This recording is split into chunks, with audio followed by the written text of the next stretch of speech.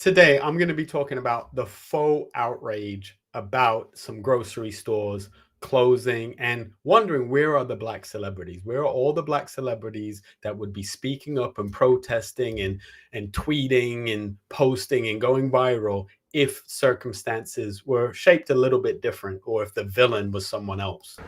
Yeah, Deanna, well, we went inside this store today and the self-checkout stations are gone, leaving some shoppers concerned about staffing and about long lines.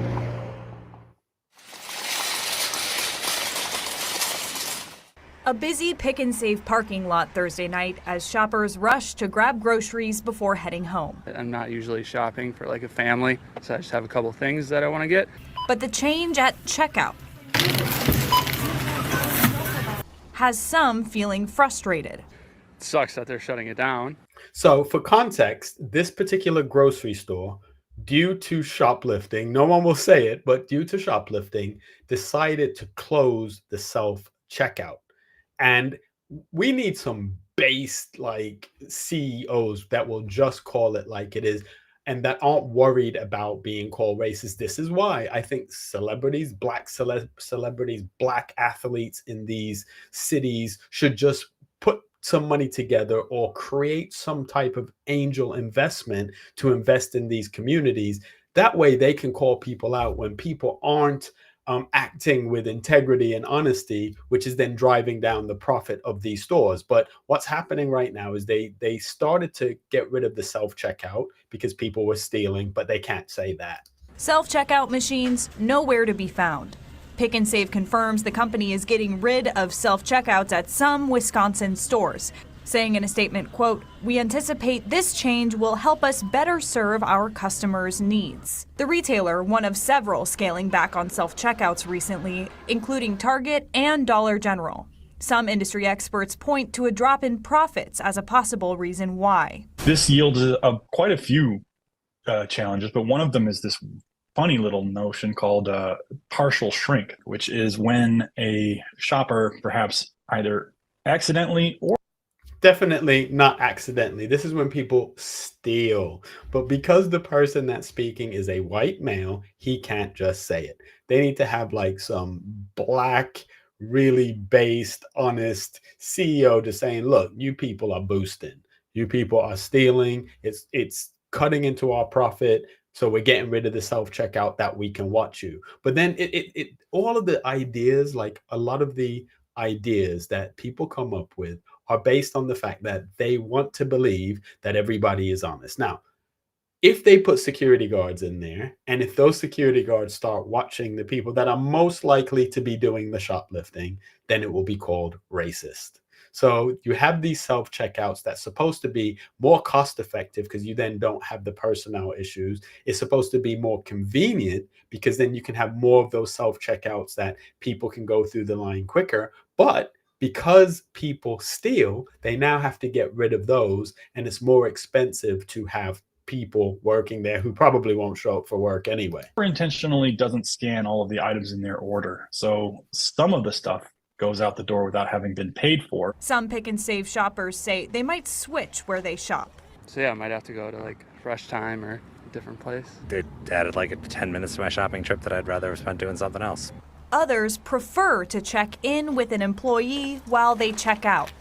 I had really a mixed experience with it. There weren't always people around to help if you ran into a problem, or there were people on their phones who were supposed to be helping you but didn't. Emily, did Pick and Save say how many stores are impacted by this change? We asked Pick and Save just how many stores are going to be impacted and if the change is permanent. We did not get a response. Yeah, so I think that we can all come to a reasonable conclusion in regards to why they got rid of those self-checkouts is because people were stealing so much that they were like, you know what? We'd rather have somebody at the register, right? We'd rather just hire people than to allow people to continue to steal with self-checkout because that's exactly what thieves do, right? They don't scan their stuff at self-checkout. They just walk out of the door. Like, that is what happens.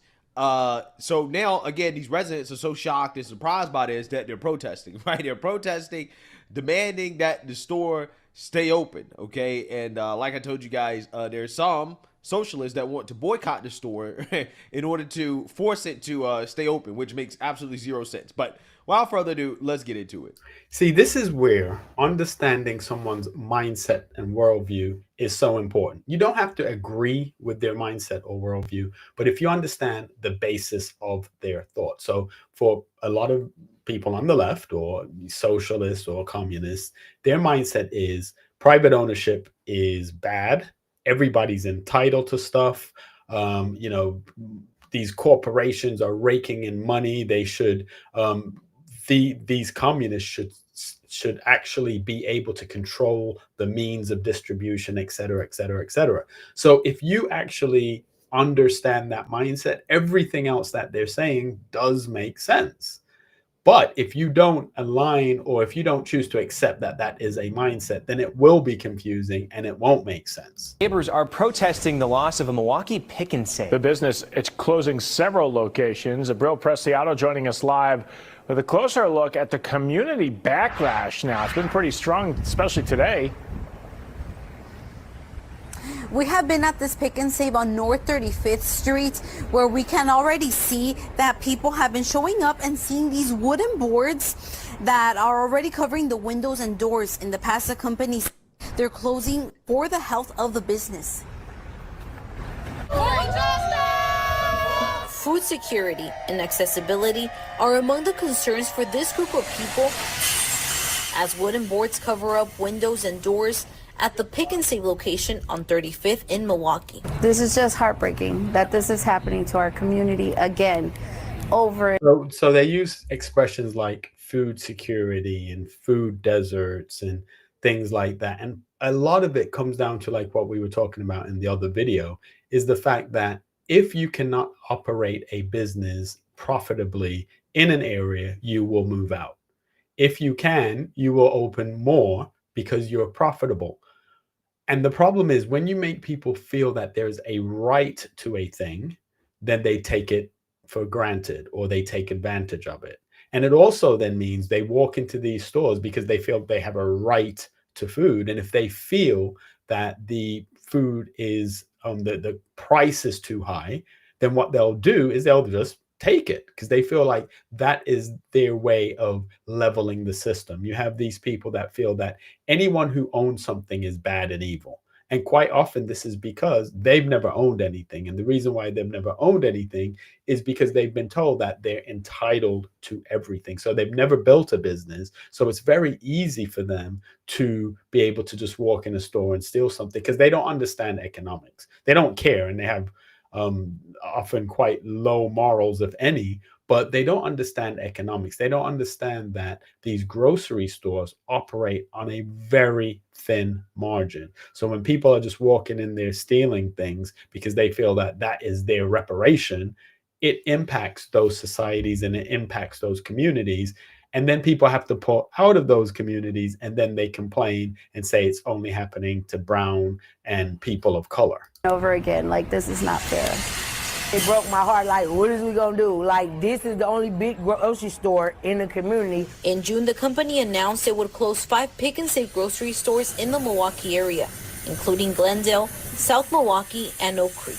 A person shouldn't have to leave their house, go all the way over yonder, to go make some groceries.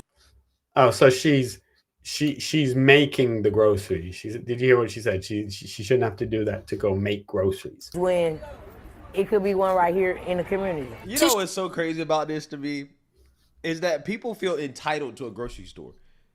Well, I'm entitled to have a store right down the street. I should have to. Now, this bit, I do disagree with him. I think you should have access to a grocery store. Now, one of the points that Greg is going to make is that if you live in a rural place, then you're used to driving far. But then you have to accept that a lot of people, can't afford to live in these rural places due to networks of family support for their kids, schooling, whatever. But then also, not everyone can afford to have a car. So this is one of the reasons why people live in inner cities, because there's more access, there's more public transportation, there's more of the amenities that they need. So when these stores close down, it does impact them. So I think it's a little bit unfair to make the argument that, you know, these people are wrong for feeling like they're entitled to having access to grocery stores and having access to the amenities that we all can at times take for granted. Now, the issue should then be that when it's there, they should take care of it. But my bigger point, this happened in Milwaukee. Where are the Milwaukee Bucks? Like, I would imagine there's multimillionaires who have maybe even grown up in these communities who could be investing in these communities. And maybe if they felt that it was owned by people that, like they always say, look like them, maybe they'd be less likely to steal, and maybe they'd support them more, and maybe these establishments would do better. I don't know. But when you hear the framing of the conversation around the owners, they always say these big corporate stores, and it makes people feel like it's a faceless owner. Now, I will note that growing up in a community where we had bodegas and all of that, you know, it's mom and pop shops, and people steal from mom and pop shops too, and those people feel it even more. So my question is, where are the Black celebrities? Where are all of these community organizations that, you know, protest and riot when, you know, someone gets pulled over by the police, maybe unnecessarily, right? Where are all of those people going into these communities and trying to make sure that there are grocery stores owned by the people in the community? It would be also a really good way of giving young people a first job. I know that growing up, that in New York, one of the things that some people used to do at the local grocery stores is they would just go in and bag groceries for people, and people would give them change. Then maybe the owner of that store would see, you know, this is a respectable, or this is a hardworking young person, then give them a job, like maybe cutting boxes, or, you know, taking out trash. And then that person then learns how to be a good employee and then can move up. So I think that the idea of having these community grocery stores would be good, but you can't expect the government to do everything, because the more dependent you are on the government, the more dependent you are on the government. And then you have to vote a certain way because you're dependent on that particular political party to do all the things that you need done. So, question, where are the Black celebrities? Why are people stealing from these grocery stores in the first place?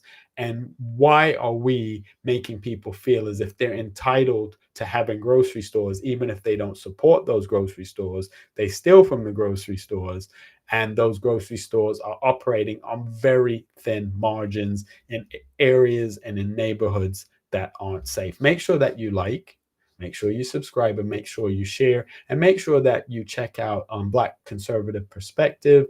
That's where I get a lot of the content, and that's who I react to. He's almost at 1 million subscribers. It would be great to get him there. I'd love to see him at that point. And as I said, make sure you like and share. And if you have any comments or think that what I'm saying is completely off base, hey, I'm just a guy with an internet connection. Make sure you put those comments in the comment field.